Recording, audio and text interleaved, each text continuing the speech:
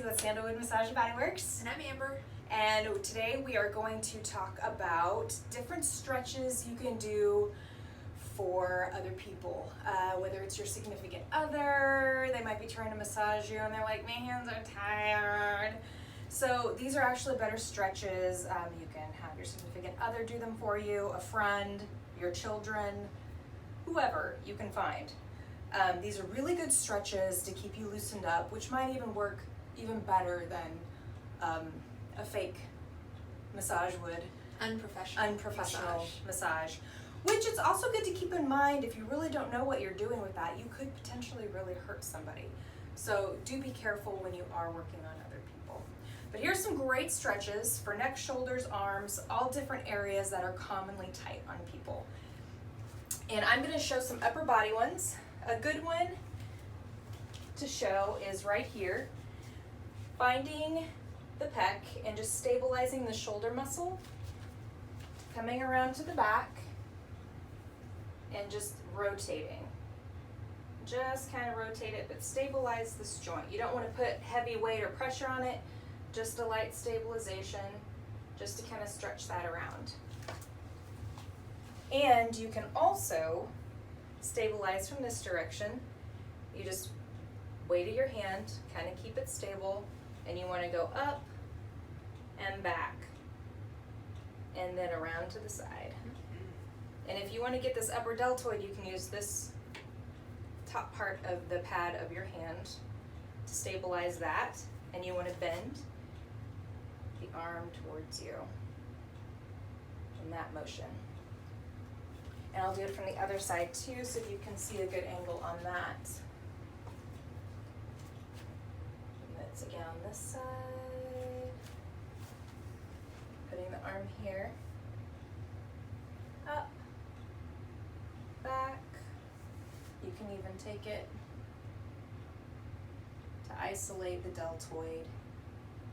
And just leave your hand there in slight pressure and just rotate the arm. It's called a pin and stretch because you're pinning what you're working on, and then you're just moving the arm to make the motion to pin it down, and it stretches it. It also kind of uses your own It also uses your own bones underneath to stretch from underneath the muscle as well. You can always grab above the elbow and above the wrist because you don't want to pull things out of place. You want to grab above joints and give it a little tug. This will also help kind of pull the shoulder a little bit. You don't want to go yanking it out, you know, pull someone's shoulder out of their socket. But just a little tiny tug helps loosen up the shoulder part. Those were great for the shoulders. Now we're gonna go to the neck. Everybody's favorite. Grabbing the neck, and you want to put your hand underneath the head to stabilize it. With the other one, slide it under the neck. You can give that a little bit of a tug if you like, and then you're going to pick the head up and just bring their chin into the chest.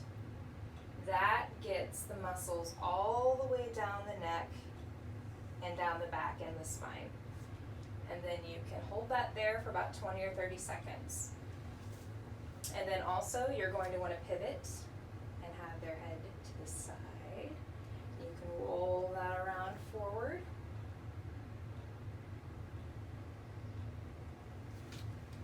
And then roll it to the other side.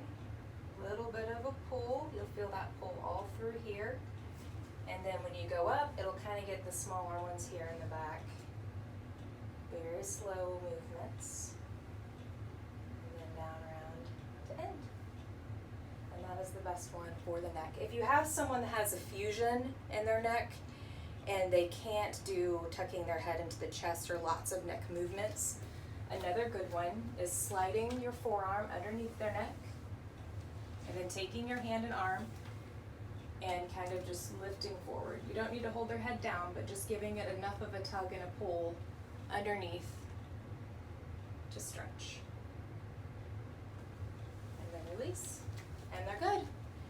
And then Amber and I are going to switch, and she's going to show you some stretches for your lower body.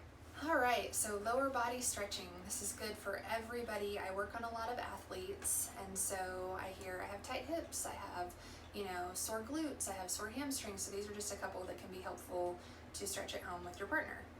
You can start by placing your hand under the lower calf and then under the lower thigh. Bring the leg up and towards the chest. That's going to be a nice stretch down the back side of the leg into the glute. Kind of bring it back to center, and you're going to go out and up into the shoulder area.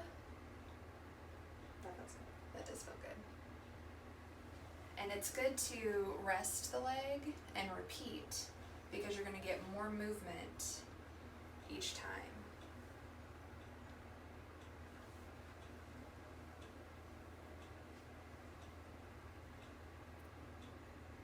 Another nice one, especially for lower back pain, is crossing the leg. Bent leg over the straight leg, hand on the knee, hand on the ankle, and then just apply gentle pressure. And you can work your hand down the outside of the IT band onto the hip bone, give it a little love. And coming back. Another one that feels good, and it's just some traction. You don't want to yank anybody off the couch or off the bed, but just a little gentle pull. You can always compress either side of the calf. Take the palms of your hands and do some compression work along the upper leg as well. That's good for the front side. I'm going to have Jess flip on over and I'll show you a little bit of what we can do with hips and glutes and calves from the back. Most important thing with compression work is do not push on bone super hard. You don't want to push on anybody's sacrum, which is your tailbone area, or anybody's spine super hard. Your femurs can handle more pressure, but compression feels good anytime, and it's just the palm of your hand. Just kind of lean into it. You can work both sides. That bicep femoris real good. Wring it out a little bit. And you can work up the crest of the glute. Here's where your leg attaches, hip bone, sacrum, all in between there works really, really hard for us every day. Just get some nice compression work in there. And then you can bring up the lower leg.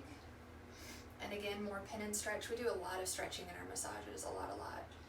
So if you come and get one, you will definitely feel this. It's good for the low back, good for the hips.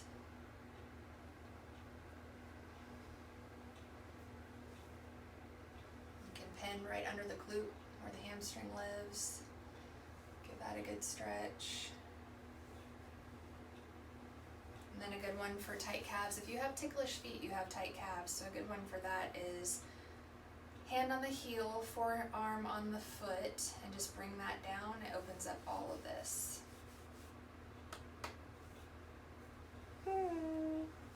Another little stretch in that hip joint. And if you do all of that, you'll be feeling good. All right. Hope you enjoyed this and that it helps. And see you in the next